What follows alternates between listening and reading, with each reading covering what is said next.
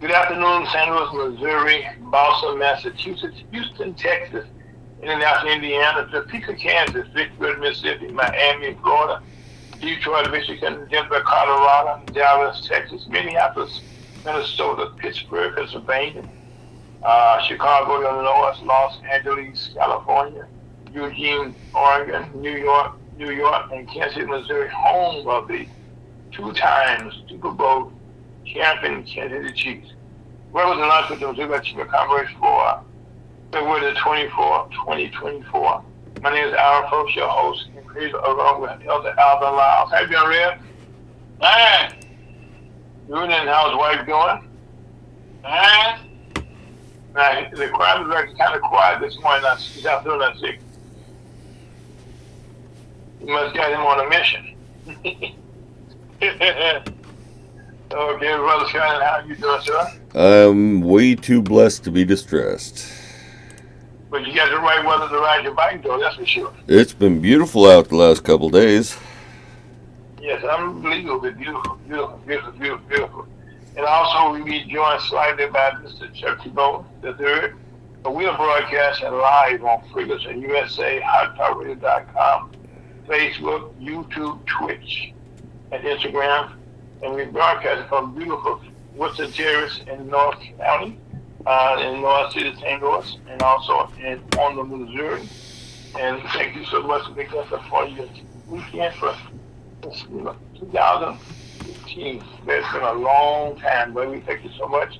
Right now, we will have prayers with Elder Alvin Lyles, who's the pastor of the Waldorf Park Bible Chapel Church, that's located at 5547 Avenue, St. Louis, Missouri, 63120. And Elder Alvin Lyles, who's the pastor who brings us a very beautiful message today. He's the pastor of Waldorf Park Bible Chapel Church at 5547 Avenue, St. Louis, Missouri. And today's prayer and today's message that we wrote today from the beautiful North St. Louis and through Walnut Park Bible Chapel Church, that Elder Alvin Lyles. The address there is 5547 Dillon Avenue, 6120. That road red is all yours. let's bow our heads.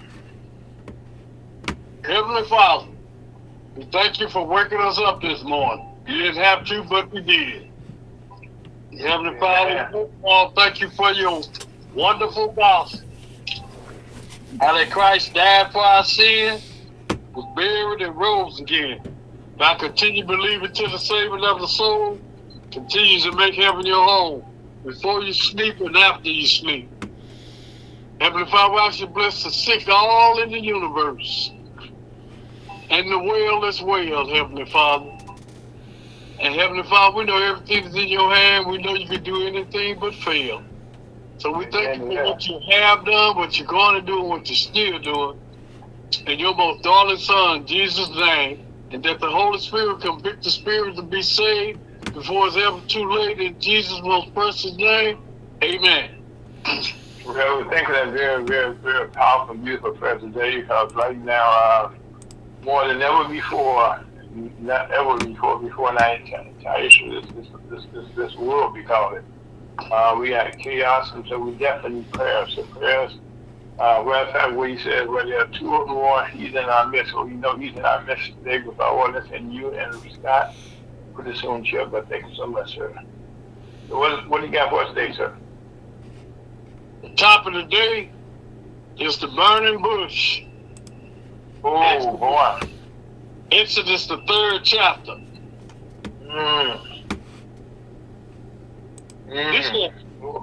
This right here is, this burning bush, it has a lot to do with that God is a very sanctified, purified God. But this burning from this bush did not consume nothing. So it was a fire, but not the same type of fire that we burned out here from a volcano, or from our fuel and gas and fossils. That fire, that burning bush is a holiness of God. But the fire that's down here is destructive, because it's through this fire come back through intelligence down here. That's why it's so destructive. Because Satan is the one that's ahead of these fires down here. That burns up things and the electricity. You know, electricity is also an entity that's already here too. That's been in the earth. That's an entity too. Okay. Now it said, now Moses kept the flock of Jethro, his father-in-law, the priest of Midian, and he led the flock to the backside of the desert and came to the mountain of God, even to Horeb. Now this is where God was dealing with Moses at his mountain and at Horeb. In other words, you got to come to God, and God only deals with his own. But he can deal with whoever he please, but he deals with his own. And the angel of the Lord appeared unto him in a flame of fire out of the midst of a bush. Now that was a holy fire, the flame, but it wasn't destructive. And behold, the bush burned with fire, and the bush was not consumed. That ain't nothing but holiness in God. Ain't nothing but dealing with God. Because most fire is destructive. It be have black smoke and all like that. But this God's smoke don't have no blackness in it. And Moses said, I will now turn aside and see this great sight, while the bush is not burned. And when the Lord saw that he turned aside to see, God called unto him out of the midst of the bush and said, Moses, Moses. And he said, here am I. And he said, draw not nigh hither. Put off thy shoes from off thy feet. For the place whereon thou standest is holy ground. Whoa. Moreover, he said, I am the God of thy father, the God of Abraham, the God of Isaac, and the God of Jacob. And Moses hid his face, for he was afraid to look upon God. See, Moses hid his face because they was always said that if you look upon God, you would die. And so God is a consuming fire. So you cannot really look upon a fire. You can't look upon it because it'll interfere with your viewing of what you see. It's just that powerful. But this is where God fire. It'll make you blind, but you're not blind, but you are blind.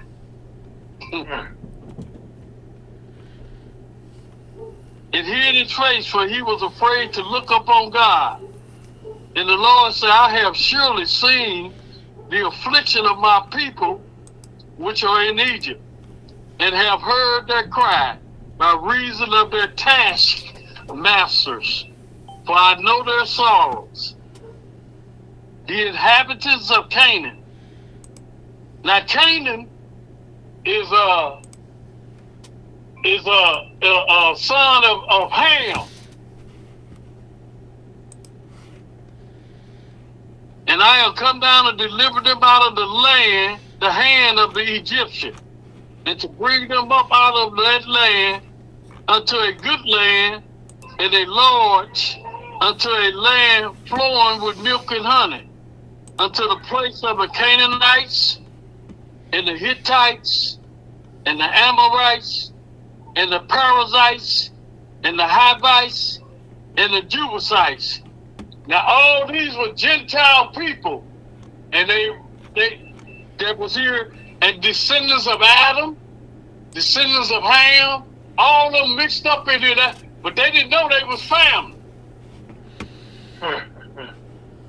Because the Israelites are blind until the fulfilling of the Gentile come in, according to Romans, the 11th chapter.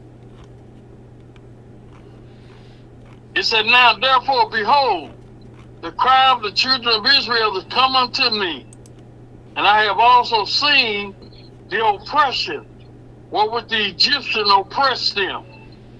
Come now therefore, and I will send thee unto Pharaoh, that thou mayest bring forth my people, the children of Israel, out of Egypt. And Moses said unto God, who am I, that I should go unto Pharaoh, and that I should bring forth the children of Israel out of Egypt? And he said, certainly I will be with thee. God telling Moses that he the one that's going to bring them out. Not him. He going to use him to bring the people out. Because you know the Holy Spirit didn't dwell inside the people then. They came up on them and then they dwelled. But in the future, the Holy Spirit already dwells in the people. That's that word that said, let the word of God dwell in you richly. And he said, certainly I will be with thee, and this should be a token unto thee, that I have sent thee. When thou hast brought forth the people out of Egypt, you shall serve God upon this mountain. See, if you notice, God is always high looking low. He's high looking low, but he's above the heaven and earth. And Moses said unto God, behold, when I come unto the children of Israel, and shall say unto them, the God of your fathers has sent me unto you, and they shall say to me, what is his name? What should I say unto them? And God said unto Moses, see, God don't have to tell you who he is. All he do is speak, and we already know. It's in us. When God created us and all this, it's intelligence in there. That's why animals able to speak like he was speaking. To name the animals and everything. He named them. He had this intelligence. It was in him. Adam knew he came from God, and he was a Gentile, and he was perfect. But Moses said, I am. Moses, and God said unto Moses, I am that I am. Don't you know when somebody just come up and say, I am that I am, that automatically will reflect to me right there to say, this is talking about nobody but God, because he's the only one. That I am means one.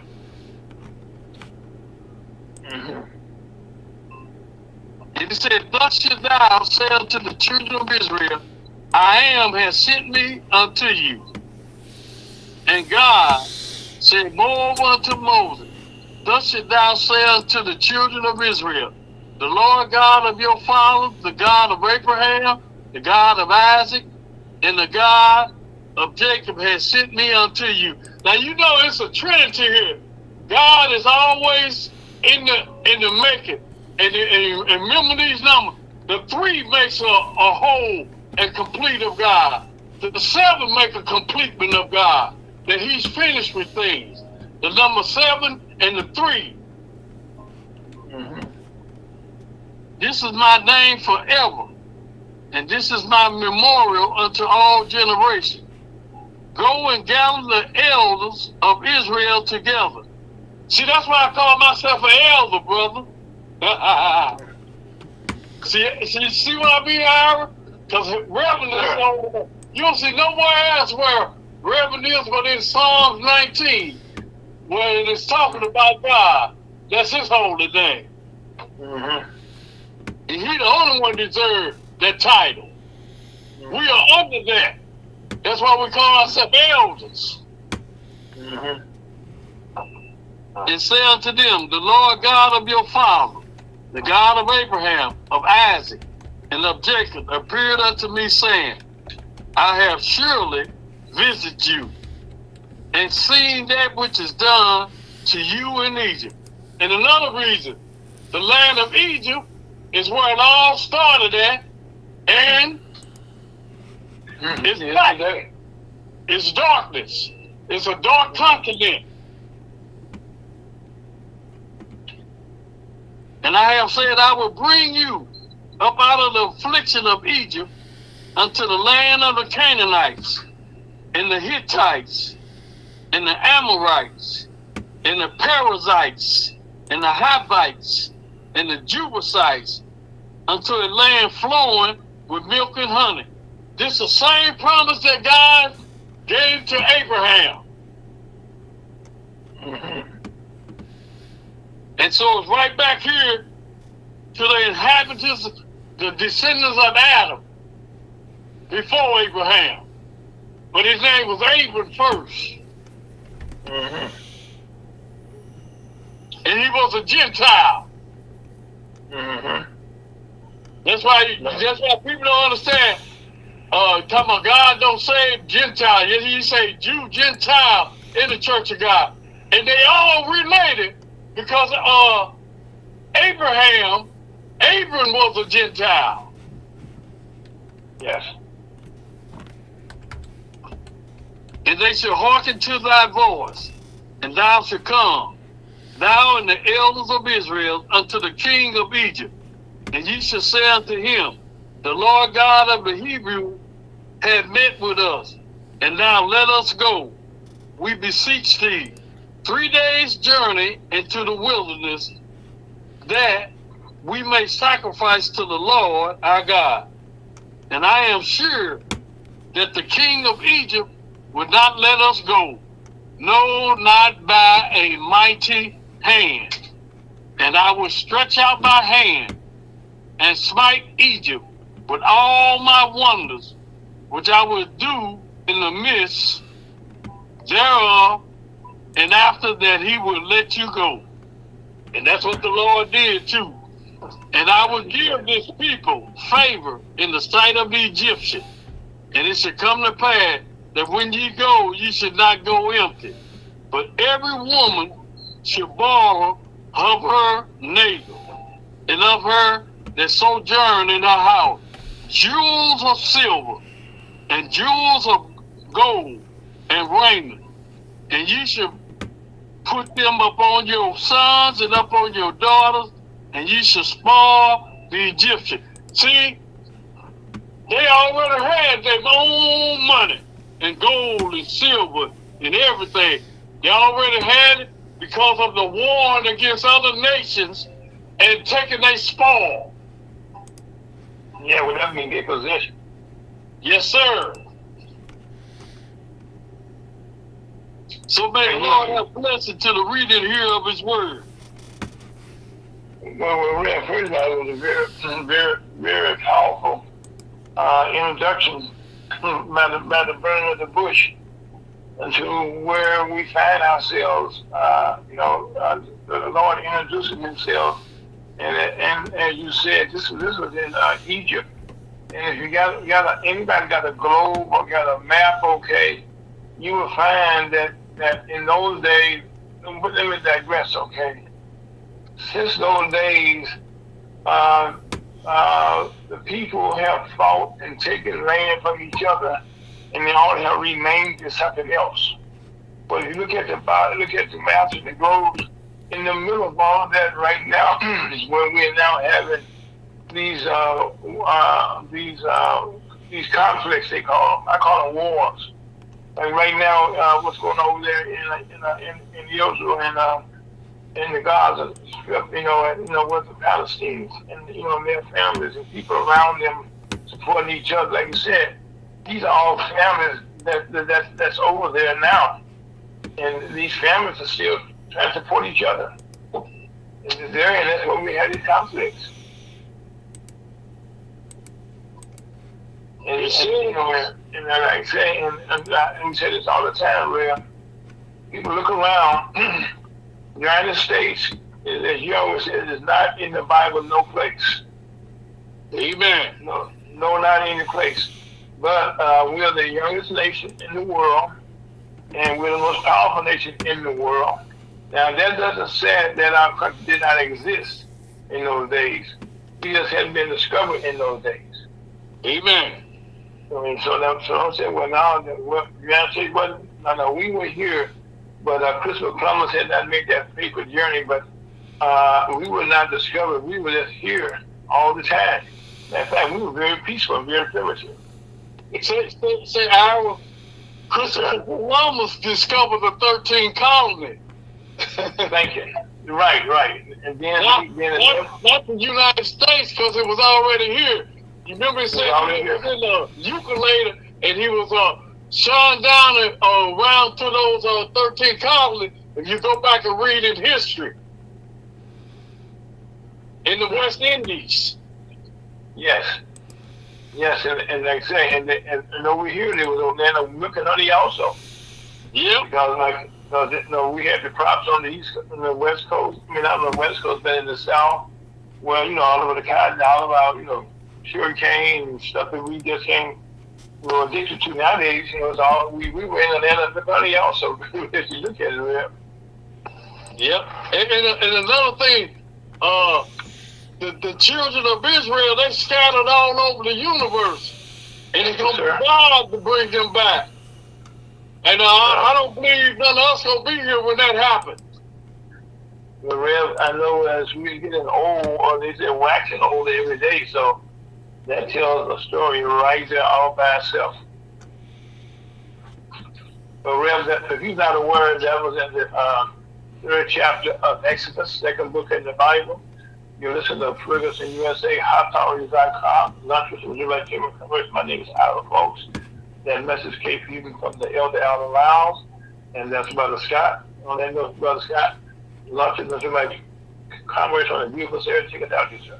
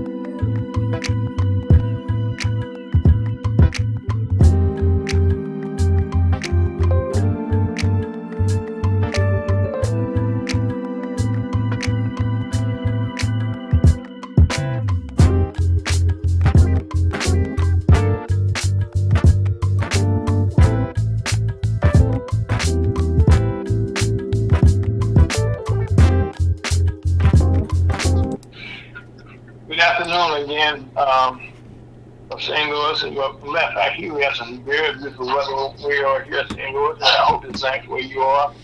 And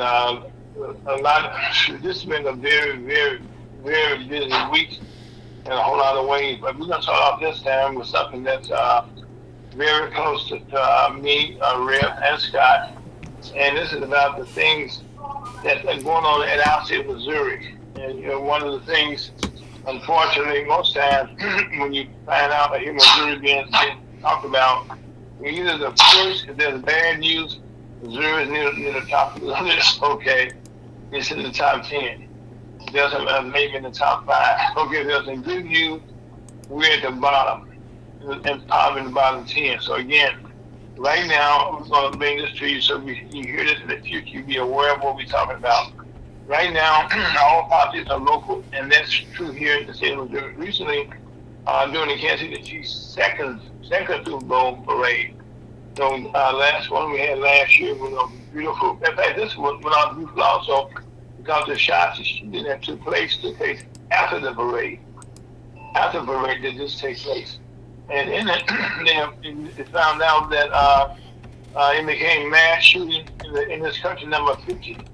And so keep that in mind now that we are early in the year, and already we have had 50 shootings, which is called mass shootings. And that is not a good thing.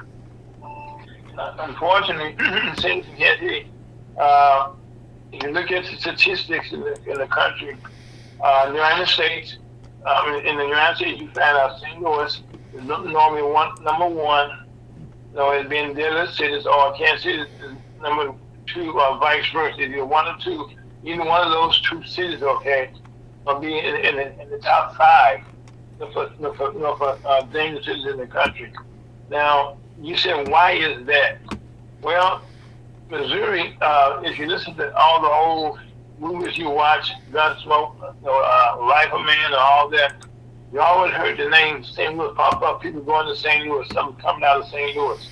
They're going to the Midwest. Well, that's where downtown here we have a memorial called the Gateway Arch. And by the way, is the smallest port in the United States. The Gateway Arch here is beautiful memorial they have on the riverfront here. And right now it's probably one of the most visited ports in the country so far.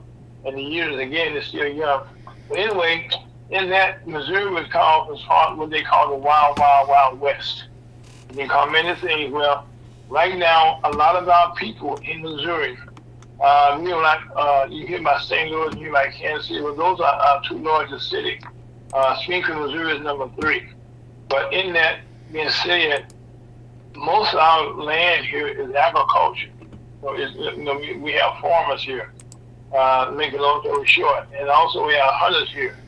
And so in our legislature, it is now controlled by Republicans who are primarily in the middle of the state, and Kansas City's on one end, City's on the other end, and in between there, you have people that who carry guns in their trucks. You see the rifles in the back seats there. Well, in most states, you have a thing called gun laws that govern how people get along, how they buy their guns. Well, here in Missouri, the age 18 is the current age. But right now, anybody who can walk into any store, gun store, if you're 18 years of age and purchase any weapon of your choice. I mean, you can get a shotgun, you can get an AK-47, a Glock, or whatever. You just go right in, and there's no question asked. There's no gun checks. There's no only asked are you 18 years of age. Well, at that point, you think that's and at this point there's no test to take. There's no checking to see if you're a criminal or nothing. I mean, they trust you to say, hey, I'm good. And you may have a conviction, but that's why you find so many people right now who, when they get caught, they have guns. But right now, even as he's having this conversation, there's a discussion right now how they can lower the age from 18 to lower than that, to carry these guns. And so now, having said that, and our legislators, our governor, by the way, who was a former sheriff, and before he became the governor. Well, right now, all our laws that we have right now in St. Louis City, in Kansas City, we have to go by the same laws of the state. But even as we speak now, St. Louis City, I know for a fact, and I know for a fact in Kansas City, we have both of these metropolitan area cities now are trying to get laws passed that govern our city streets. But that means if you carry a gun in Kansas City or St. Louis, you have to have a license to walk on the streets to go anywhere in Kansas City or St. Louis. What this would do is allow the cities to control their own destinies. Now, this is being fought against by our governor in legislature right now. Now, why is this so important? Well, the parade that we have with the Super Bowl Chiefs were one of the largest parades in our history in Missouri.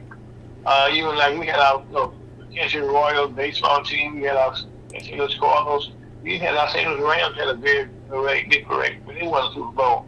The Super Bowl is one of those biggest events in the world, and we all know we watch the games. Well, there's something bigger than the Super Bowl that's about to take place. You said, what? The other school said, what? Yeah, well, right now, in 2026, that's 2 years from now, Kansas City, Missouri, we just was the home of the parades and also the home last year of the draft for the NFL draft.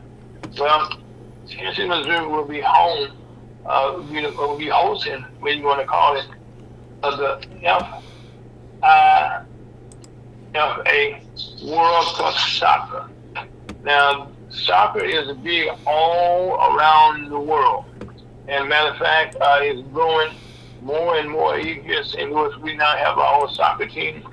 Matter of fact, we're a professional soccer team, I should say, because kids play soccer all the time. And really being around the world, all they need is the ball. So right now, most of our countries are cut like Red talked about before in his prayers. But most of these countries got one thing, they get a soccer ball. And so now that FIFA World Cup soccer match will be coming to Kansas City to host 6 matches. That means it's like the Olympics. Some of that magnitude, you'll be here for 6 matches. That's a long time. That means teams from all around the world. They don't have the slightest idea who's coming, okay? But Kansas City, Missouri will be the home of the FIFA soccer matches. And what that means, we need to make some important improvements, okay, for guns on our streets. I know right now in St. Louis City, we already right now have a meeting yesterday how they try to crack down. Matter of fact, we had red light cameras that were removed, but now those cameras are on the way back. In St. Louis, you've probably heard a lot of people die from the speeding. Not good at all. Not good. So right now, again, we got problems here, right here in River City, and in Kansas City, and we're trying to deal with those. Now, if you live in Alaska, Alabama, Florida, Georgia, Idaho, Iowa, Louisiana, Mississippi, Nebraska, Oklahoma, South Carolina, South Dakota, Texas, and Vermont, and Wyoming, and you're a low-income family with school-age kids, the only you can get help from the federal government during the summertime for paying for your groceries. That's the time that the kids are out from school, that they got programs when they're in school, they get lunches and stuff. Well, this is something that's these states right now decided they did not want to be part of a program that would provide food, lunch for your young kids. And the reason is here because in these cases, the governors of these states, all GOP governors saying, we do not want those sort of programs to take place in our state. Well, that is actually hurting your people. Because all these states, I said before, are low income families, school-age kids. That's when they need food the most. The kids play all summer. They come home. I know I was raised down south. We all played all day long, and we always took lunch. One thing in the country, or in a place like that, you're gonna get breakfast, lunch, and dinner. I do mean a real lunch, not just a snack. You get a lunch and a dinner, and those things are guaranteed to you. So right now, if you're in these states right now, you're in big trouble.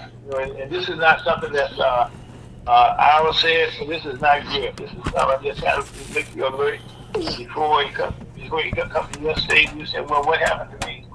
And also, I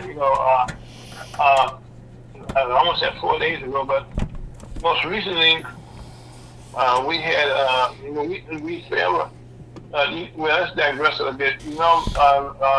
Recently, Supreme Court knocked down the Roe versus Wade, meaning abortion. So since that time, you have had abortion fights all across the country. Well, most states right now on the ballot. Matter of fact, in Missouri again, we're fighting that also. But people, the state won't pass it also. So right now, the people get a ballot petition to do that, and they want to make sure that abortion becomes legal. Because people, women, and see, first of all, I don't think no man. I got daughters, and I got a wife, and I got cousins, and all those people, young girls in my family, and granddaughters, and people like that. I can't tell them how to control their body, and I'm not going to try. And that's unfair. But right now, that abortion way has created a lot of chaos around the country, and so now, like other states, Missouri will have that on the ballot come this elections. This is right now for on the petition drive, and let's say right now, normally it's called if you just one vote is illegal.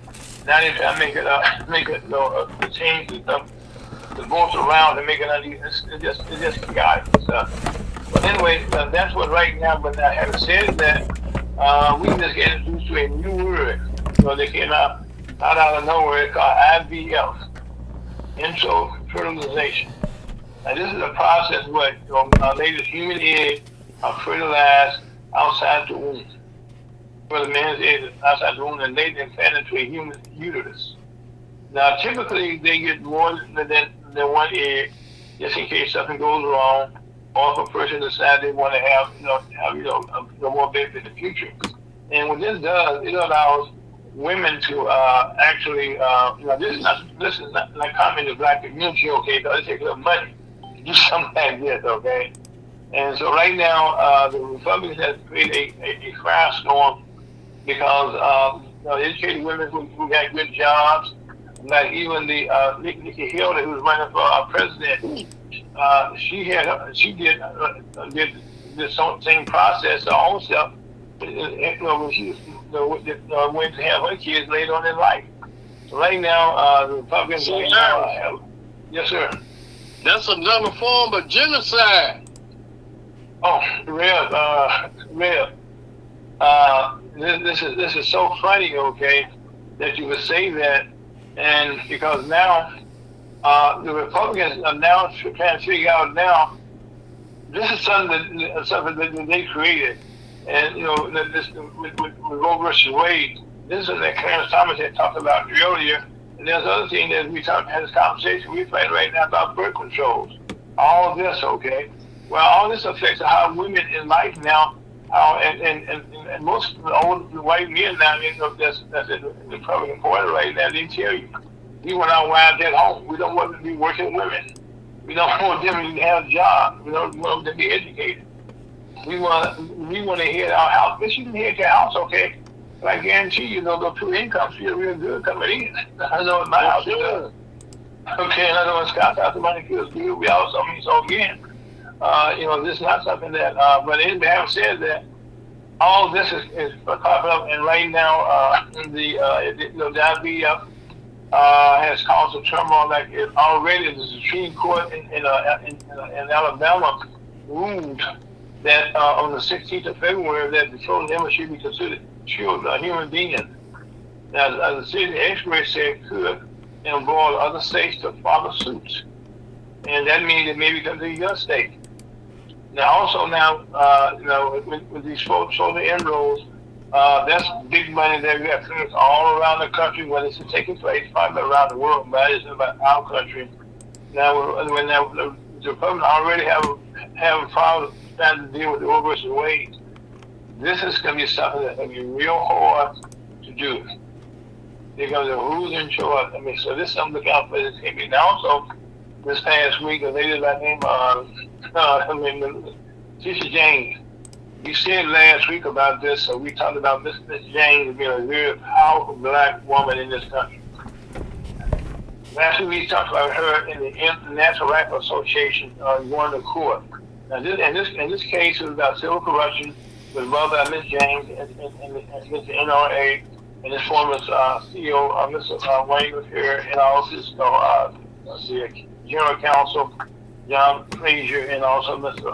CFO, Mr. Wilson Phillips. Well, they lost their case. And now the NRA must pay $5 million. Well, Mr. LaFleur himself must pay, well, he said $5 million, but he's already paid $1 million. That's $40,000 to the state of New York. Now, they did not get into death. Now they can still do business in New York. Okay, so that's a good thing from there. Okay. Now, having said that, okay, before this jury came out to NRA, about 9 days ago, Mr. Letitia James won a landmark victory against former President Donald Trump. This country, all the Iran, ruling in her favor in a fraud case where Mr. Trump has to pay. Well, let's break it down this way. On a daily basis, if he can't pay in full, you got to pay $454 million to the state of. I wish it was under Missouri, state of New York. And now that comes out to about $87,000 a day with interest. $87,000 a day. Now, in this case, okay, there was charges against his son, both of his son, and also some other people that was involved there. And so now this is something that's going to be in the news for a while. I want to tell you a little bit about it, okay? And also, one of the things that we all trying to figure out what to do next in the House of Representatives. We're still trying to get this $95 billion security assistance package for Ukraine, Israel, and Taiwan, and trying to get it going. But right now, this is not taking place. And that's because Speaker Johnson has not convened, for a vote. And he pretty much feels right now that if he calls a vote, it's going to win. And then he also be like Kevin McCarthy, he would probably lose his sponsorship. Now, there's a Democrat by the name of Jim McGovern. Remember his name, Jim McGovern? He's the top Democrat on the House Rules Committee. Now, he started some legislation that on the 15th of February. But this legislation would do, we use as a vehicle for a discharge petition. Now, this is a rarely used procedural tool that eventually could force a vote on the bill if at least 218 members of the House vote in favor of it. But right now, the Republicans have only, I think, a 2-vote majority, and so that means that out of 435 members of Congress, they can vote to sign it. Now, if on the House rules, we came back and we began to collect the senators as soon as March 4th. Now, this is something that's very, very, very, very good for the country, in my opinion. And also, around the world, we're still seeing, this crazy weather. You name it on any continent. As Reb and I always talk about here on the program, that there will be wars, roads to wars in the Middle East right now. We're not quite sure as how this is going to turn out, but right now this is not good. And like I said, the ceasefire efforts underway in the Middle East. They have talks right now going on in Paris right now, where they want to temporary ceasefire. Right now, Gaza has nothing left right now. And so I don't understand what Israel is trying to do. Netanyahu wants to stay president. Once he's not president, he's going to go to jail also. And that is at the back of this whole thing. And also, as the 23rd of this year, the Biden administration had wiped out, listen to this number, $136 billion, $136 billion in still counting its student loan debt for over 3.5 million borrowers. And that's about 40% of that forgiveness that came from changes to the public service loan program. This is good news. Again, if you know a student right now, they probably got some type of relief on their student loan debt. And even as we speak now, there are new letters going out to people right now reminding them that they're still eligible and can still get assistance for them. Matter of fact, Wednesday, President Biden announced an additional $1.5 billion in relief. And this package, the program targets borrowers who took loans for $12,000 or less. And that's a whole lot of people that's getting that relief. And so that's going to be taking place, and that's very good for the community. And because we have to be surprised how many people got good paying jobs, but at the same time, like teachers, lawyers, where they can't get into their careers because almost had their salary going to those student loan debt. But then it's a very good thing there. Also, some of the things that crazy I heard like Rev, and I had to laugh, because you laugh from you on this one. Down in the South Carolina primary which is taking place today, this is where the Republican Party will be voting now for their primary, and this is a fact where you actually vote at. Well, right now they're voting in South Carolina today, and one of the things that's being said that President, I call him President, this is title for life, President Trump is saying now that if you're trying to reach out and get the black vote, trying to get the black vote now, that we should vote for him because with all this indictments, he feels like he's fighting. He feels like a black man now. You believe that? I don't know any black man that I know that can be practically short $4.5 billion. Who had that kind of money? I don't know any black. None of us don't have that kind of money. Rev, I don't know anybody that could possibly be indicted or 90 times and still be out of jail and still have money, okay, to still be fighting. That's me for real there. I mean, they think they're above the law. The letter gives spirit given life. Well, again, like I said, just because but like I said, you've been indicted 90 sometimes. Well, I don't know any black man, and I don't know only anybody really, not only black, anybody, I don't care who you are, that's been indicted 50 times, or either 20 times. Right. Still walking around. Well, that's because he's rich. And he got some crooked people working with him. Well, right now, I don't know about that. Well, he is rich, okay, but now he has to pay. Let me say this one more time: $87,502 a day. A day, he has to pay that every day, and that goes on top of the $454 million that he has to pay. And as we speak right now, I need to say this: he's trying now to get somebody to. He want to appeal that. Well, for him to appeal that, he has to get somebody that will should take on $500 million in debt. Because you got to get 120% of the loan, the debt is needed for him to appeal. So I don't know if he had $500 million set aside someplace, he may be in good shape. But so far that hasn't taken place. Now, really, I don't know, me personally, Scott, I don't know about you either, okay? I couldn't sleep too well if I was somebody.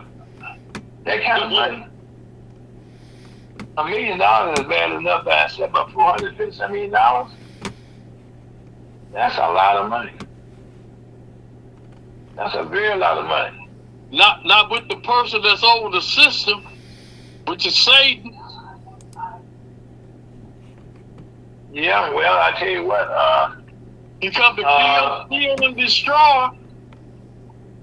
Well, Reb, I hate to check. Well, I have to agree with you that anyway, like we shall see. So come Monday, there's gonna be a lot of news about what is gonna take place there, and also we'll be planning out in the primary that's taking place down in South Carolina, how that's going to go out in Mississippi. Well, I mentioned about the IVF issue that she's had, that she's been a part of. How that all going to play out, as we go forward. Because right now, all this has done is you got a lot of women pissed off more so, and it's all started, by the way, from the pandemic, not from the pandemic, from the Roe versus Wade by the Supreme Court. And also there are about 10 cases or more around the country where President Trump is saying that he's immune to prosecution. And also there are several, there's like 30 states where they're trying to keep him off the ballot. So right now, each state has its own rules. So as we hear this news, okay, it may be different in your state. I can't tell you, but each state has its own rules and regulations. Now, so here in St. Louis City and the county together, we work together right now. Like you hear me say every week, okay, about murders and deaths continue. Well, right now in St. Louis City and the county, create a regional plan that will cover area murders and how they're confronting people, who have repeatedly involved in crime. And aims to start this in October. And in addition to the St. Louis City, and also our President Board of Alderman and the Board of Alderman himself, they're considering getting speed cameras, put in place. Very good. And also, having said that, we're going to take a small break. We can say this: carjacking, murder, continue to rise in St. Louis City and in the counties. And this is Ferguson USA, HotTopics.com, named our folks. That's Rev, that's Scott, and we right back. Mr. Check the boat. And Mr. Johnson, life's good. Just got to take it out of here.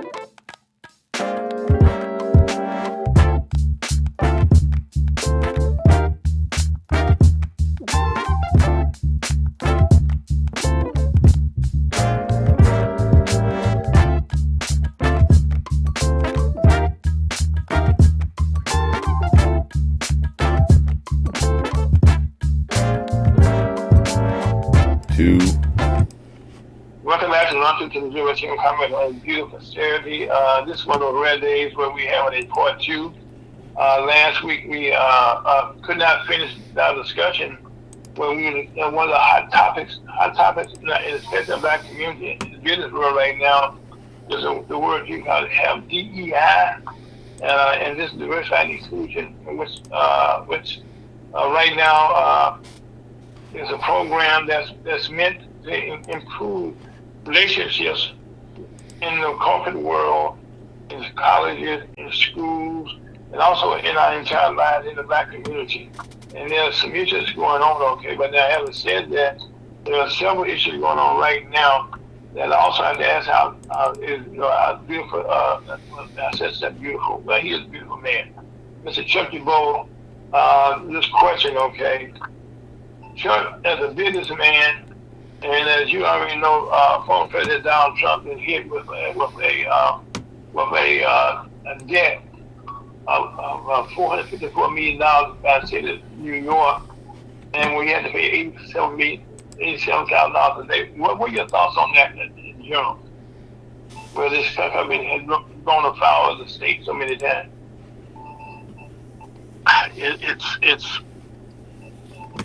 It's all bad. I just feel that, I mean, take it from any approach. So first we'll just say justice to a citizen or a person going through the justice system. The whole issue really isn't so much about him as much as it is about an industry and how they evaluate properties or for loans. And okay, so you own a house. You want to go in and get a loan for your business or for anything that you want, a personal loan. You might be building something else, or you might be doing something with your business, or you might just say, I just need some money. And so how much will we loan you? Well, it's first thing they do. The SBA does this all the time. They want to know, what are your assets? And once you put them on paper, then it determines who determines the value of that asset and how much money can we give you based on the value of your assets. Because that's really, you go back to the Wild Wild West, that's how they were taking people's property. Oh yeah, come on, get this money, and then they decide a month later the whole thing is due. Well, wait a minute, we agreed a year, whatever. That's getting off a little bit different subject, but in a nutshell. No, I say the same thing. I want to explain it so everybody understands it, but that's the gist of this, and so it turns into fraud when somebody wants to dispute what you put down on that paper for what it is. I mean, what value did you write down on this paper, and what is it really? So then, from a government or a prosecutorial disposition, they come in with another valuation and say, "Oh, you overstated your value." But then, in reality, like take Mar-a-Lago down there. Mar-a-Lago, they may have put on there that it was worth, like on the paper, they may have put on there that it was worth, I don't remember the numbers, but something like 50 million or something like that at the time. And then they came back and said, oh, you overinflated. It was only 25 million. But the point of it is now, that's what the state of Florida, okay? We all have our homes, we get assessments every year on the value of our home. And the city can give that's right. And it changes. It goes up or down. It goes down, yeah. So that's one aspect. Then there's the other side of the issue, like from a taxation situation on what's the value of your property. And that's when you try to undervalue it or put it to the minimum so you have less taxes. But then the reality was that over a period of time, and we're in the market. So what is it worth? Well, it's worth what somebody will pay for it.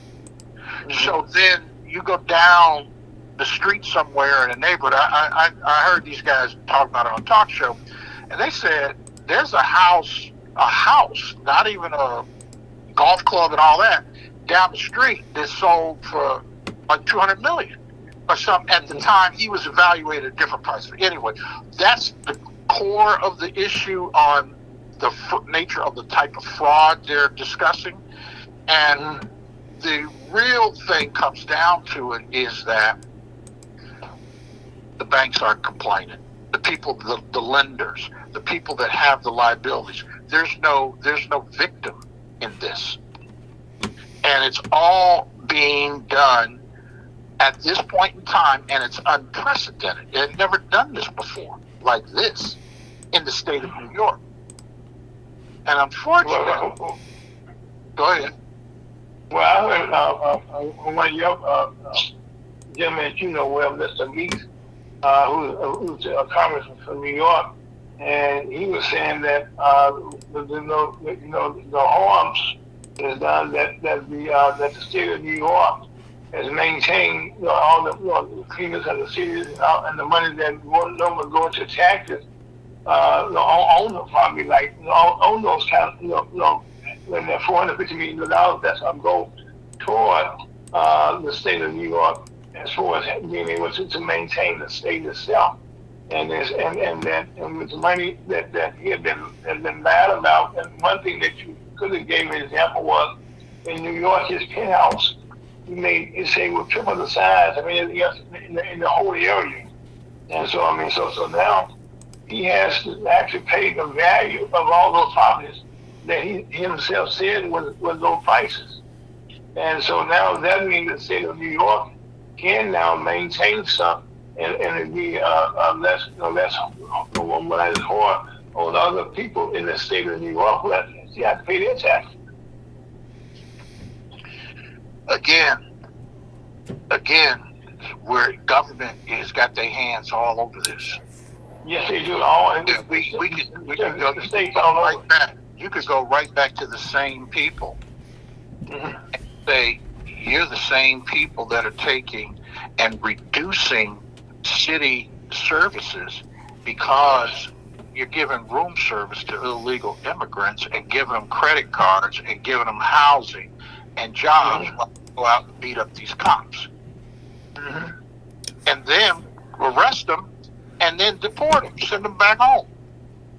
So we're getting exacerbated the whole issue because we can go take this man's money, and he just happens to be running for president and leading. They didn't do this to anybody else. You could go through and pick out hundreds, thousands of businesses in New York and do this same thing if they really wanted to do it. That's why I don't think it's going to get too far. Because they're already, you go on to the financial channels, I think it's CNBC, Bloomberg, those kind of places. Oh man, they screaming bloody murder. And they don't have to love Trump, but they're not going to sit there and allow a precedent of law to be set down. And there is some consistency in the level of the settlement that they did in Georgia. The woman said, defamation of character. He said bad things about us. And what they give her? $300 million too? Something crazy like that for a defamation of character case. So these are all unprecedented things in just the annals of law, but at the same time, what is he guilty of? And is it a judgment by a court that is determined whether it's guilty or not guilty or what? Who's making the laws up? So you brought this up, and it's a thing that's going to affect all businesses. Oh, well, I know, Chuck. Right now, $87 a day is nothing to snuff at. But right now, this is you mentioned that the courts were, the jurors themselves in the city of New York said, well, not in this case, okay. This was done by the judge, okay. I was about to ask you before I said, this, okay, was about the National Rifle Association, about that case also, while we just kind of had a little break. What we talking about? Cases in New York City where the Miss James have some of the largest people in the country, and then one judgment, and like in that case with the NRA, Mr. Lapierre violations, came to a total of almost $5 million. And in that case, they're paying the money to the state. So to me, the state is having the state is having a field day because of her. Would you agree? Well, are you talking about the DA, the prosecutor? The National Rifle Association. That's the other thing about it that troubling me, both in Georgia and here. it's black people at the front of this. I mean, it's like we're being used. Why does this particular person say, all right, I'm going to totally go out here and pick something huge and unprecedented, never done before, and I'm going to go out here. It's like, okay, all right. Now this is the home of Wall Street. Mm-hmm. Oh, yeah. New York represents the #1 economy in the world. Yeah, with cash flow and all that, and they're gonna get. And you can go through history. You can find out what happens when the government starts going. The people with the money will push the button. It will go back. So this is just you just asking a guy that maybe is in various types of conversations. I'm not really in those Wall Street meetings and rooms and find out the real, but I do listen to. We all do. They're just. I don't know anybody that I know that's in the rooms, okay? Now, also, Don Johnson, I get Chuck at this time. We just talked about what we just talked about as far as statistics.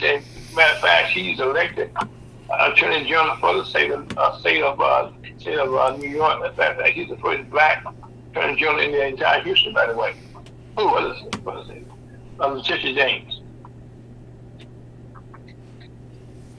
So anyway, I'm sorry. I thought were you saying Mr. Johnson is in that type of work? Oh no, by no means, okay. No meaning when Don Johnson, okay, when Don, he's working with Harrisville University. Don, tell people a little bit about your background. Well, my background, basically, I have degrees in psychology, counseling psychology, which is the study of human beings, their behavior, the plus and minuses, letting their behavior speak for them, not their words. And then listening to this whole situation, I've come up with one situation. Trump and other people at Wall Street, this did not happen yesterday. This is their means of doing business with each other. So we know here in St. Louis or in other areas that when it comes to taxation, they can have somebody walk by your property here in St. Louis and make an evaluation of how much it's worth and charge you that taxation. So if we look at Trump and the material that he has been allowed by the people in those areas to take a walk. Now all of a sudden somebody want to go, well, this is what this is, and this is. They've been doing business like that in Wall Street forever. It's just you don't make that public. That's all it is. That's why Trump can appeal. If I get in a situation like that, I don't have the money to appeal, which keeps me out of jail, even if they come to the conclusion that I have broken the law or that I'm in violation. So we get this over with. Trump goes to court. Is he going to have to pay? Has he created a crime that will incarcerate him? I doubt it seriously, because what? That's the American way of doing business at a certain level. Okay, now that's consistent right now, okay, as we come down to DEI, which we were discussing last week, which is something that's been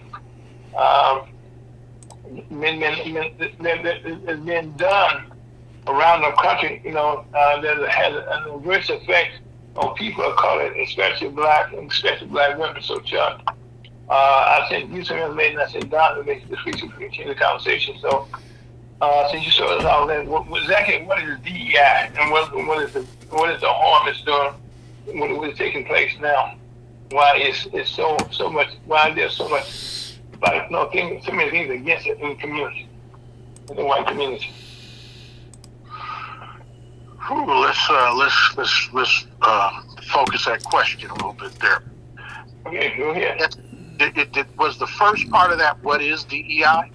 First of all, what is DEI? Okay, and now and then my next question behind that. Okay, why is the GOP or whoever right now, so many people right now trying to do away with it? Because it had been proven to be very successful. The way what was created to do. That is that's when you kind of like peel back the onion and say, what's really going on here? There you go. You want to peel on it? What's really going on? Because, you just made a very interesting pendulum swing. We just swung out of New York with Donald Trump, which is totally Democratic, to swinging over here to the DEI thing, and it is very Republican driven, although it isn't rock solid partisan politics. There's some other stuff involved with that. And so DEI is a thing that let's say it grew out of affirmative action. And it really wasn't a household word until really, in this, just my opinion, everybody can, a person, I don't think it was in the headlines as much until George Floyd. It wasn't. I think in terms of the money that was, now, if you look at when were these DEI C-suite jobs created, the date is right there. It was all George Floyd related, and it was a reaction to what was perceived, or it was in fact, but there was a world stage spotlight put on systemic racism. Okay, now just stop right there. Okay, when people say we talk about George Floyd, okay, that's a black man that was killed in Minneapolis. When was murdered, I should say, not killed. And here again, it was called the guy was convicted of murder. Right, he was convicted of murder. He's in jail now for murder. And you see him, he's also appealed on right now. So for the record, okay. But that did change. There was a high profile case there where it highlighted racism. And from there, the white community became very sensitive about how we can kind of slow this, not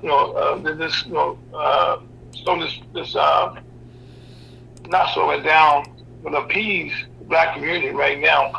Right now, he has kind of created an uproar in a community, and like said, that he was guilty of doing, and that means that there was not, it was a common practice in some people's eyes. So right now, Chuck, that's who George Floyd was, and that's why from that time forward, it was highlighted for the first time. I agree with you. Before that time, DEI was a word we didn't even know what that word meant. Well, the average person it wasn't in their consciousness like that. If you were trying to do business with a corporation, and let's face it, what was so diversity, and what is diversity? Well, then it kind of directly links to minority. So what's the definition of minority? And is there any way we can put it in a jar and put a lid on it and say, here's what it is? Or is it an open air thing that kind of flows and changes, and we use it how it's to the advantage of something or another in one thing or another? And so that's where it went all the way back to affirmative action. Mm-hmm. And so it's kind of like if you're gonna attack the demon, in this case the snake, that's how it's demonized and put, here's the problem we have in our society, and blah blah blah, and this is where it goes. So we're gonna cut the head of the snake off, and they went all the way back to affirmative action. And affirmative action, for the most part, took the shape or the tip of the spear, the forefront, the area where affirmative action was happening was really education based. It was additions to secondary education institutions, particularly of the prestigious ones. Mm-hmm. And as, let's say, blacks or people that would have never gotten in or considered for a Harvard or any Ivy League or any top level, and again, branded as a top level school. And then that kind of grew into where there were white folks suing black universities or HBCUs and saying, I should be able to get in there or whatever. So they put the edge on the other side of the sword, of the blade.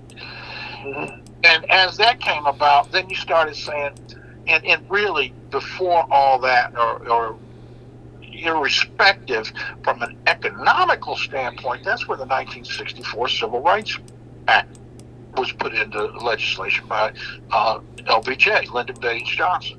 Yeah. And that was that. In my argument, my point is, from a scientist, if you want to call it like that, or what's the black and white of it, we have a history, we have data, we have best practices of what did 1964 Civil Rights Act do, and it facilitated and allowed for inclusive practices to allow more of our society, more of our ecosystem to participate in the economic development of the country. In other words, we're going to try to let this tide lift all boats, or more of boats. But at the time, minority, or who 64 Civil Rights Act was written for, was in the time of the civil rights movement. And who was out there getting their heads bashed in, getting the churches blown up, the buses set on fire. And what we were doing, it was the Martin Luther King era of civil rights. That's where that came from. And they wanted to say, these people deserve a chance. Why are we going out of our way to keep cutting them out? And that's, and it's evolution from slavery all the way up to emancipation and what happened, and looking at somebody somewhere saw, whoa, wait a minute, segregation may be helping them. And an example of that, because you could argue, did segregation help, did segregation hurt? Well, it always is good to have both, have choices, have both sides. We can go over here if we want to, but we can also just stay at home in our own neighborhood and be okay. That's what Black Wall Street demonstrated. Are you kidding? It upset people so badly that they bombed us. And it took years and years and years for me to realize, when the Gap Band, Charlie Wilson, when they talked about you dropped the bomb on us, on me, they were talking about that's where they're from. They're Gap. It was right there. That's what that song was talking about then. And the economic flourish, it flourished. People were living good. They were doing well and happy. Very well. And we didn't have to worry about depending on anybody else. Well, that's what Booker T was talking about 100 years before that. That's what he was saying. So let's bring this back to DEI. So then DEI, through the years, so let's see, that's what happens when you start homogenizing a pure solution. It changes. It becomes a compound chemical, or it's like you have 3 primary colors, and when you start mixing them together and doing these things, you get all this other stuff. Could I interrupt you for just a minute? Yes. And looking at the affirmative action and minorities thing, when they included, certain aspects where they included women, there were some Caucasian women whose husbands were making millions of dollars, and they were at home with the kids. They got tired of being at home with the kids, so seeing under those pretenses that this is affirmative action and women and this, that, and the other, they went and got a job making $80,000. So what did that do? That puts the people that look like us, people of color, to the back of the line. And that's what I think the underlying part of it was. So we expected, okay, we're going to be in places where we've never been before. No, the women that were at home with the babies, they got tired of being at home. I got a brain too. I want to get out here and get a job too. The people that were hiring them looked like them. The people that were hiring them were the heads of these corporations. So what did they do? they hired somebody to look like their wife or their daughter, or was their wife or their daughter. I mean, if you look at they can still stay home and take care of the kids. They got a check. I'm just saying that cut off what we perceive that our women, etc., were going to get into these positions and get trained and change the economy, and that's going to throw another circle in there. Because what? Our women are going to start making more money than our men. So we got to get with that relationship, because what? I grew up where my father was the head of the household. So in this situation, this economy right now, a woman's going to make more than a man. But in this situation we're talking about, again, the sisters were pushed in the back. Because what? The guys that were doing affirmative action, the government, etc., their daughters, their wives were getting these positions because why? They put it in their qualification that, hey, women and minorities. Their wife was a woman, but she was at home and she had raised her kids, and she got tired of being there because why? She may have gone there, got an education also, but she was saying, well, I want to get out and make some money myself. They look like each other. They look like each other, so they hire each other. Guess who else became a minority?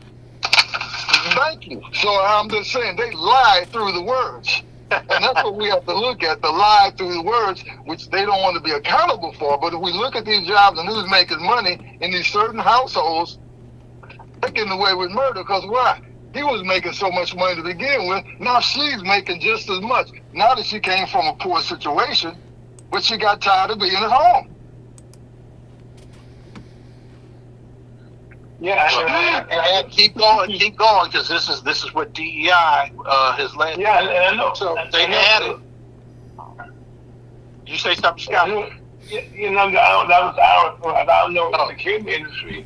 I know for a fact when I was improving minorities here in St. Louis, okay, that all of a sudden the guys, well, the women, said, well, so she's a minority. And at that time, we had a lady who was my boss, okay, and she made a suggestion to the guys, why don't you put your wife down here as a minority? And so right now, that thing spread all around the world and around the country, okay? And so during that time period, you found that a lot of women the country was doing, say, I got a double minority. I got a black and I got a female. And so again, the black female was being elevated because she's black and she's a female. And so now they're saying, hold on a second, like in the case of Harvard, the lady that lost her job because she didn't answer the question. Well, she couldn't answer the question, okay, because she don't make the rules at Harvard. She just that facility, that makes sure things go the way they're supposed to go. But she was black. So any man sitting there would do the same thing. And when they took that opportunity right there, okay, so well, guess what? They got a DEI program going on here at Harvard, okay, that's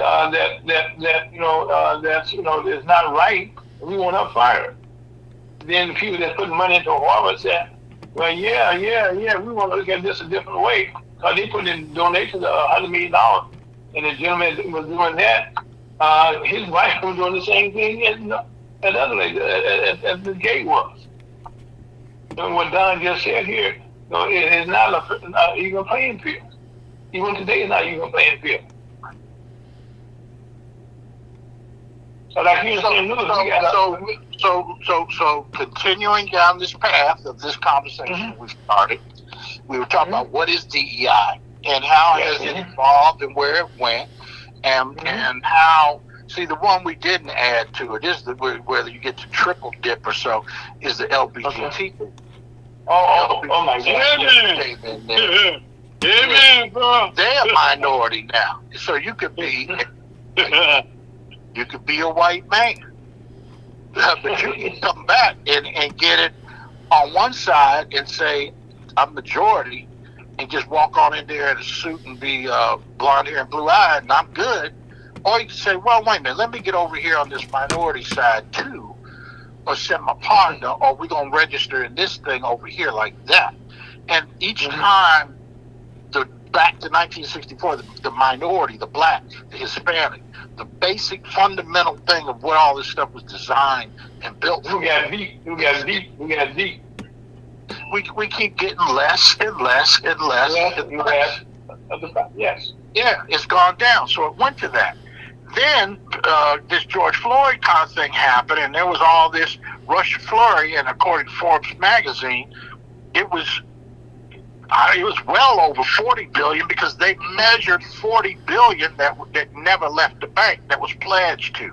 You had all these people saying they doing it. Well, we know Facebook put up about 20 million, Amazon maybe about 10 or 20, IBM or not IBM, Microsoft, and all these companies are putting up this crazy money, and it was really under the guise of Black Lives Matter. And so we all had issues like Black Lives Matter. Is it really, who is it? What are they marching? Is it a civil rights movement? Okay, so what are they asking for? What are they doing?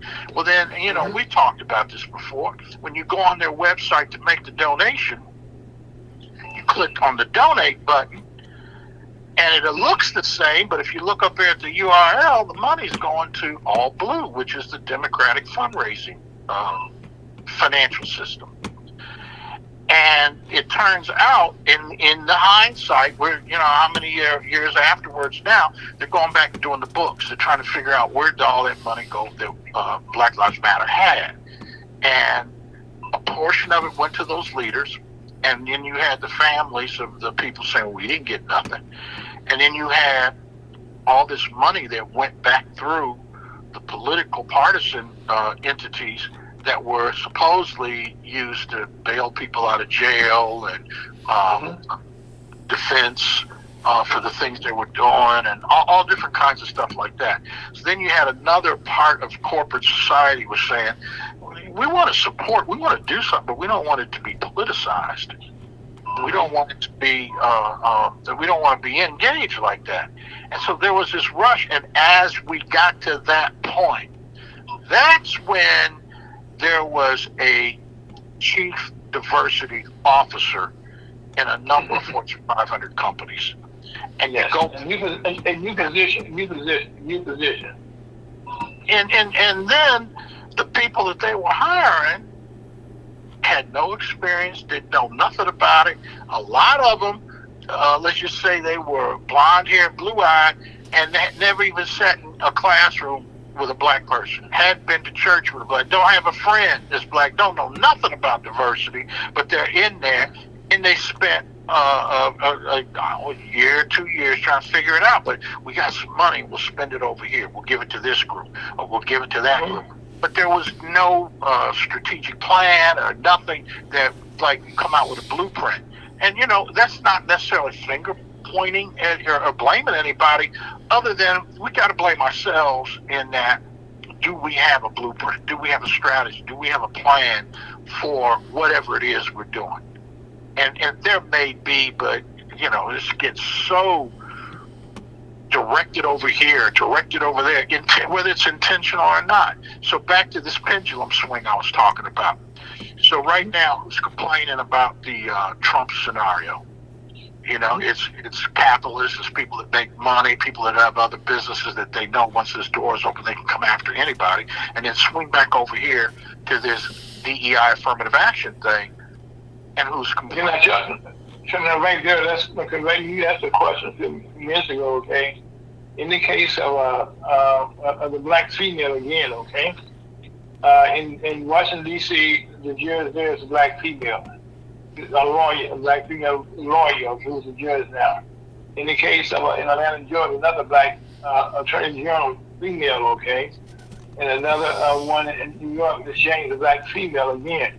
Well, it just so happened, okay, that these particular states and cities, by using the DEI program, more than likely allow these women to move to the front of the class.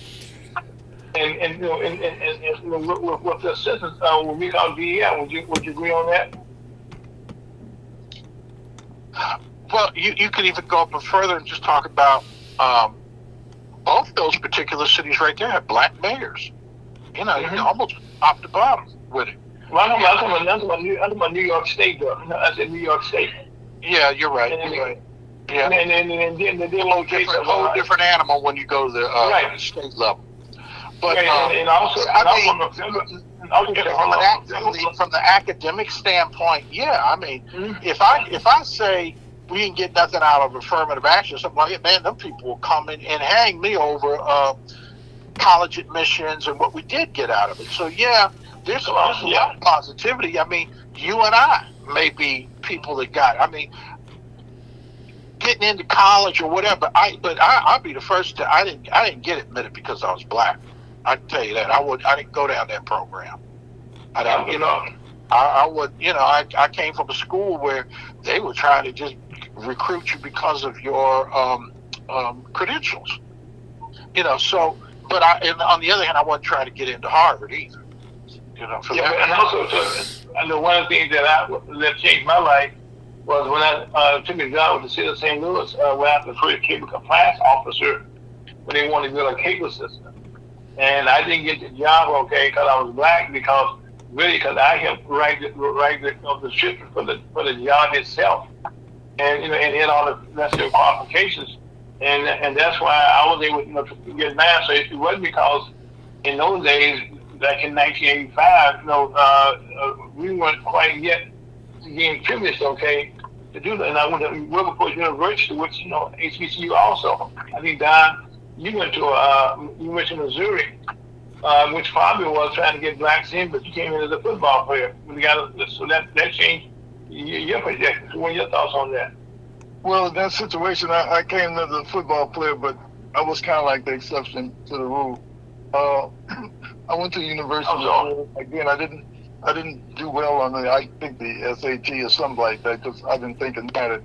And so they looked at me and said, you know, you need to go to junior college. Okay, I went to junior college. What they tell me at junior college? What are you doing here? I said, what do you mean, what am I doing? I'm going to school. They go, no. Academically, you could have gone to any university you could have wanted to go to, because why? Academically, you are that heavy. You're not a typical person here as far as a student or a football player. So when I got to the University of Missouri, grades was not a situation, and they realized that. So I was going to graduate. I got a master's. So I was kind of like the exception to the rule, because I was not into the situation to get NFL contract, etc. I was there to realize one thing: if I get this degree, it's going to be with me till the day I draw my last breath. And I wanted to impose that type of ideology in more of the athletes that were up there. But some of them were there thinking they were going to the NFL, and therefore they flunked out of school. The university kept them punched into courses that would allow them just to stay eligible until their eligibility ran off. Then the young man was lost, but the university was looking at the first recruits that were coming for the years to come. Well, see, so really, that was almost DEI right there at that level. You know, it's been going on for quite a while. But you know, we had the quota system, because when you look at one of the situations, Kellen Winslow put in to be the the AD up there. Now, Kellen had some education. He had gone there. He was with the San Diego Chargers, etc. But Kellen's face was just there because it was dark. Not dark, but you know, dark to qualify that. When he didn't get the job, they did not try to make him an assistant AD or step it up that way. And that's the way it's been at the University of Missouri, which again, that's the way I look at the situation. That's the way history proved, because why? They haven't talked to Kellen since, unless they just want to bring him onto the football field or give him an award or something like that. So in that situation, that door has not opened up at the University of Missouri. And also on the University of Missouri, Chuck, in case you're not aware, we had a female athletic director who came in, by the way, and changed the program for the best. Okay, where she was raising money, doing things, and so the University of Missouri decided, said, guess what? This lady's doing great things here, and she pretty much, we don't know what she's doing, how she's doing.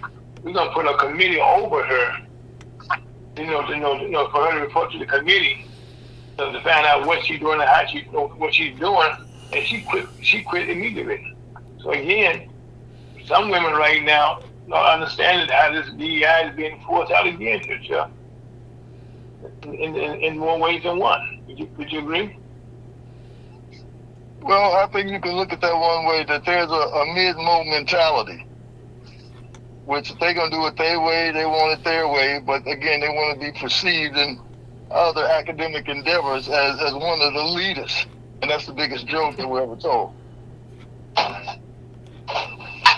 Okay, now, Don, if you haven't worked with the with Harrisville University, you also been a former disc jockey on one of the top radio stations in St. Louis now. So now you kind of got in some areas, okay, where you was a unique black person in those positions. Am I right? Yes, I would agree with that. And But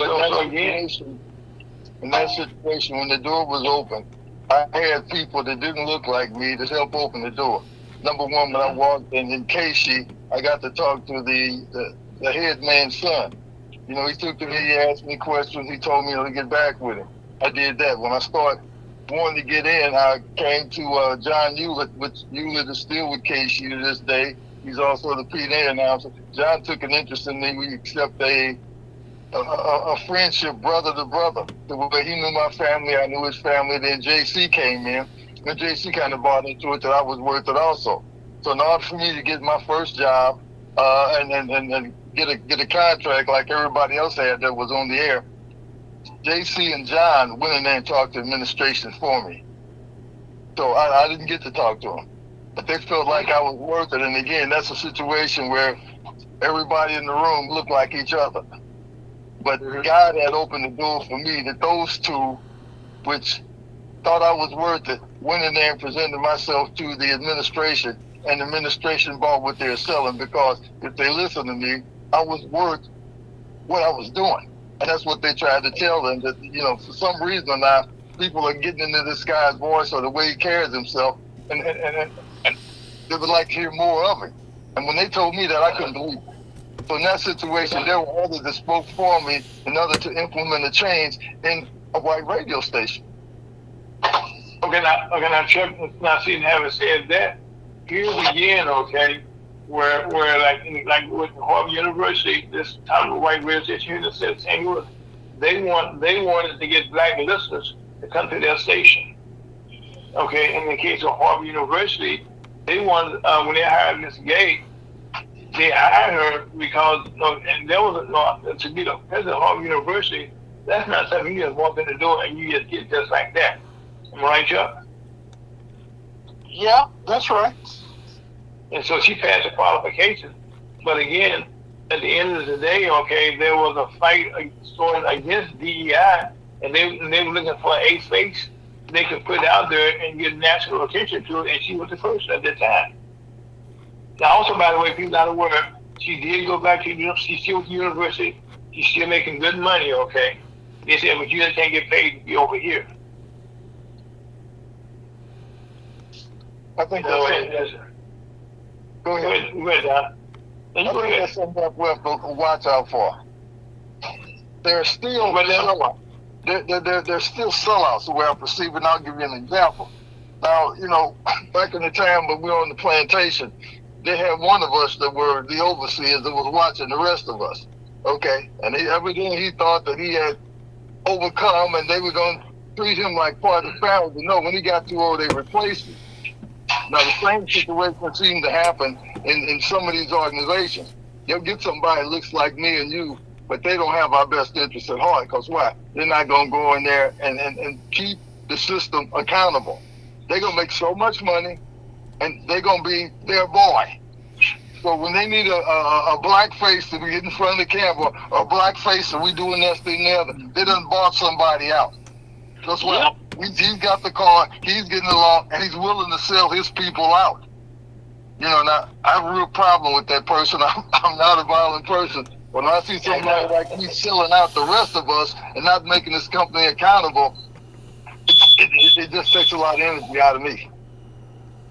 And that's the seed. Yeah. Okay, now, Chuck, as the head of the NASDAQ Human Commerce, and we don't see the Missouri Human Commerce, I find myself, not afraid to go in some places and use the word black, okay, as while we're here, that we want equality, or we're not asking for equality, we just want to ask for a chance, okay, to get a contract, or a chance to be part of something that's in some cases state contracts, other contracts, in public contracts, but we just want to be treated fairly. That's all we ask for. Can we look at Trump for a minute? Who's Trump's boy?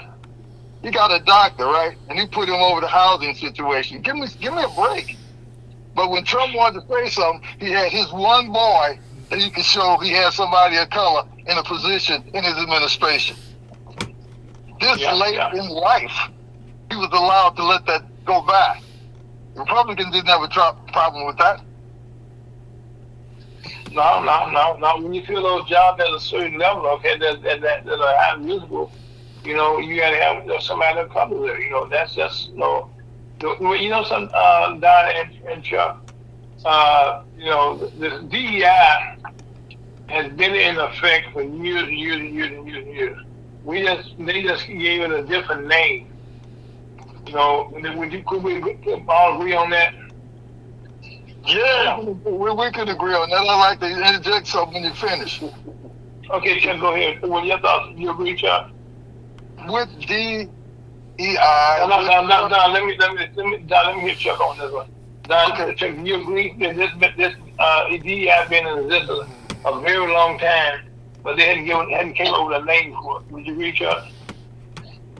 Yeah, but I'm saying that the roots of it started in 1964. Okay, I agree. Okay, we agree on that. Yeah. You know, we can all agree on that. Then we had to have a black face, someplace in there, and for in those days, black face. But along the way, you know, what happened was, this I was opinion here, that the white female got into the mix. Then we had the HBCQ, what you want to call them, the alphabet people, they got into the mix.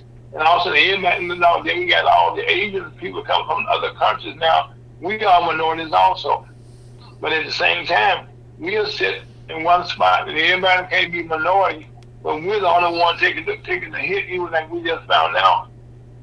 Before Johnson did what he did, black was getting beat up, hoes, killed, lynched.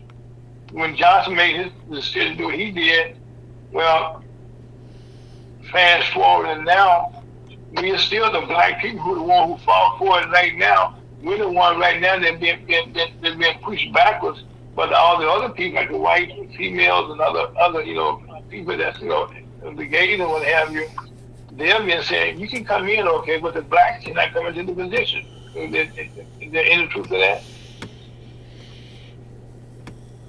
Say that again. I want to ask you a question. Yes, even with this present administration, you know, we have a gay guy in this present administration. Again, how did the gays get in? They came in on the affirmative action in the black situation. The majority of them that are representing getting these jobs are not black. So again, they play the word game because what? That's the game that we play in the United States. We play the theory game. Affirmative action is a theory. DEI is a theory. We hear it as a reality. They talk it as a theory. I'd have to agree with you there, and I'd say that's a fresh focusing of it. But so you know, I'm a little bit more quiet here because government is screwed up. Yes, sir. Amen. You know, yes, government is screwed up. And anytime we're looking for them to solve it, and you know, I can't. I'm sorry, I just can't be saying we going in and we asking for this and we asking for that. No. Yeah, come on. You're only gonna be disappointed to go through if everything we've been talking about has a premise in the government, except when we went back over here, we're talking about Black Wall Street. That was reality in terms of us doing business with ourselves. Like you said, you got the bomb. You got the bomb. I mean, you know, they got the bomb. They got the bomb, Chuck. So let me give a family example. Family example is my uncle. They owned a moving company in Indianapolis, and they're a black moving company. But their father, my grandfather, he said every society should have a black doctor. You should have a black dentist. You should have somebody to go to in your neighborhood because you couldn't go over here or over there and use those businesses, and they did not want you as a client customer. So by being that black moving company, they also got known for being able to move your stuff and not breaking it. So when they were moving, because they weren't big, gruff, like, I was talking brand like Mayflower or somebody like Mayflower Movers. They had moving vans and all that, but they were kind of industrial or callous, or just come in, grab your stuff up, take it, and move it. These guys would come in and move antiques and wrap it with care and do all that. And then all of a sudden, the rich white folks started wanting to use these black guys, because they're going to come in here and with care. They care. They became the number one moving company because of the quality of the service that they delivered. And what happened with that? Oh, yeah, they started charging you for that. We ain't going to break your stuff, or we're going to make sure it gets to where it's supposed to be, or we're not going to scratch it, or we can move that piano from here and get it over there. That's what we're perfecting now. We're going back in with accreditation, standardization, certification, as well as training and technical support. Just get out and compete. And whether the government is that place where you could go into the government and one guy over here got a hammer that costs $20, but the guy that got the contract, his hammer's $150. What's wrong with that? And they're the same hammer. So, the game, the system, it is what it is. And as we understand that, that's where, when the economic power matches up with the mental power, when the brain starts connecting with the wallet, and we're putting it in, that's where the funny thing is. There's a young brother from the Nation of Islam out of Indianapolis has got written some books and done some things on black economics and black economic development, and the dollar, the economic power of the American black community rates as the 5th largest economy in the world. If you aggregate it, I think it's 2.6 trillion, or it's somewhere up in that area, depending on who you ask. But we're the only community where we buy everything and don't own anything. We don't make anything. So we're the top consumers in the world. You can look, and so here's the funny thing about DEI. Oh, when you look at TV, it's DEI galore, isn't it?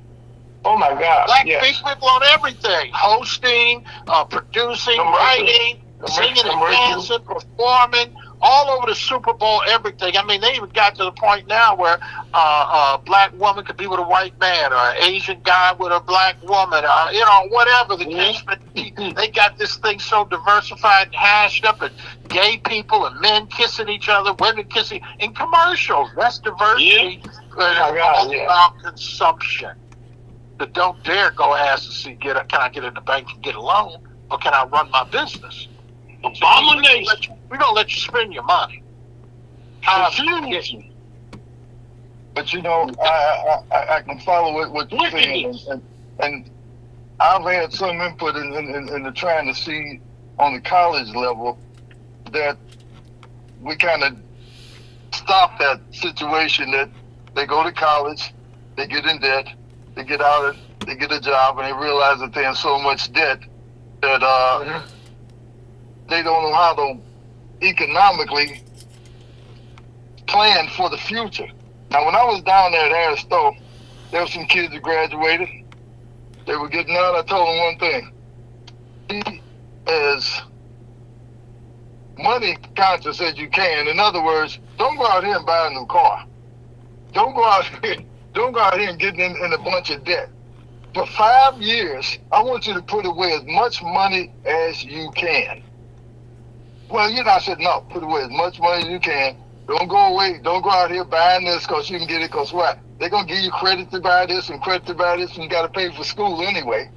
So don't go out and do this. But for 5 years, invest your money, live as cheaply as you can, and after that, it's going to start growing, and you'll have more invested in your future than if you go out here now, graduate, feel like you got so much debt to pay for going to school, that you have to stay living with your parents, etc., and you're going to get you a new car, and no, you don't go out in the economy and do that when you graduate. If you do get a job, you put that money away and you start letting that money grow. Just do it for 5 years. If you put money away for 5 years, you're going to be a different person in 5 years, because what? You economically going to be on a totally different level.